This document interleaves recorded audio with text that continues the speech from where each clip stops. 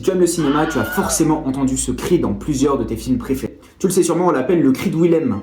Mais qu'est-ce que c'est et d'où ça vient? Si tu aimes le cinéma, n'hésite pas à t'abonner, je te donne des tips et puis des petites anecdotes sur le cinéma tous les jours. Alors, le cri de Willem naît lors d'une prise de son d'un film en 1951, donc lors de la post-production. Ce film s'appelle Les aventures du capitaine Wyatt. Et donc il y a une fameuse scène où il y a un soldat qui traverse les Everglades et il se fait dévorer par un alligator. En post-production, le chanteur et acteur Shabu Lee va réaliser plusieurs cris de douleur, dont celui-ci. Une fois ce cri réalisé, on va avoir dans les archives de la bibliothèque de Warner Bros. Ce cri sous le label hurlement d'un homme se faisant dévorer par un alligator.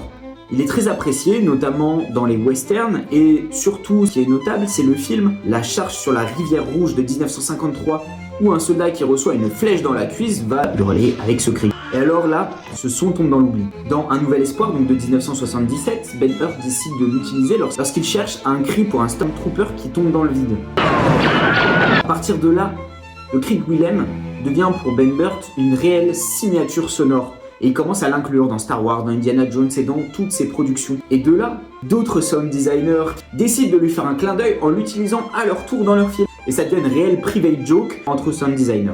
Et par effet boule de neige, les grands réalisateurs se mettent à l'utiliser. Et du coup, on le retrouve les années suivantes dans les films de Peter Jackson, par exemple, Le Seigneur des Anneaux, de Quentin Tarantino, dans Kill Bill, dans Réservoir, les studios Disney, dans Toy Story, Petite Sirène, Aladdin. Et alors, le phénomène est hors de contrôle.